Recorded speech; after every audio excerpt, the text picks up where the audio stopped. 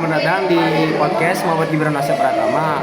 Kali ini kita akan membahas tentang rupiah dan rakyat, cerita di balik ekonomi di Indonesia.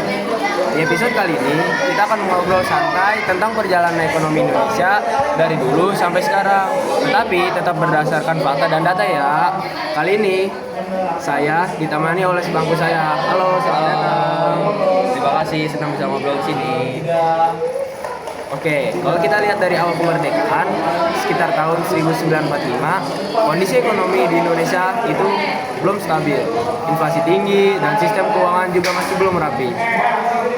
Ya, benar. Tambah lagi, waktu itu produksi terbatas dan infrastruktur rusak atau bahkan sempat ada beberapa mata uang yang tidak bisa mengakui.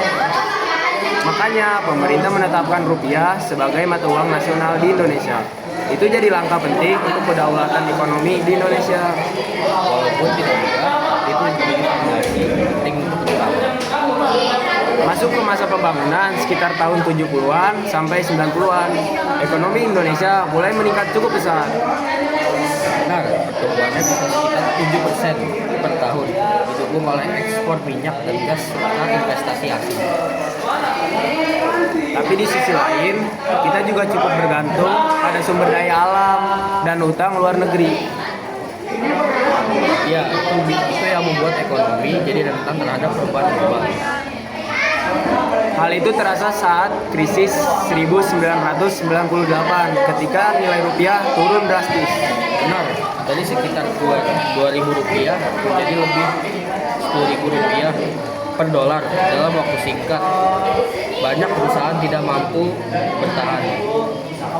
Dampaknya juga besar ke masyarakat, angka kemiskinan dan pengangguran meningkat. Dan krisis itu juga memicu perubahan besar dalam sistem politik Indonesia. Setelah itu, Indonesia masuk ke masa reformasi dan mulai melakukan banyak perbaikan. Ya, terutama di sektor keuangan dan perbankan. Regulasi diperkuat dan transparansi ditingkatkan. Menariknya, UMKM mulai terlihat perannya.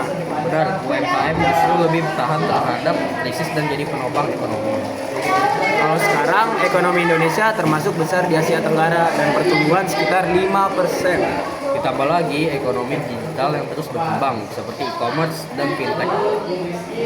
Tapi tetap ada tantangan seperti kesenjangan ekonomi dan pemerhatan pembangunan. Setuju, itu masih jadi pekerjaan rumah. Dari obrolan ini kita bisa lihat kalau perjalanan ekonomi Indonesia itu panjang dan penuh tantangan. Dan semua itu bisa jadi pelajaran untuk masa depan. Terima kasih atas diskusinya dan terima kasih juga untuk teman-teman yang sudah mendengarkan. Sampai jumpa di episode berikutnya.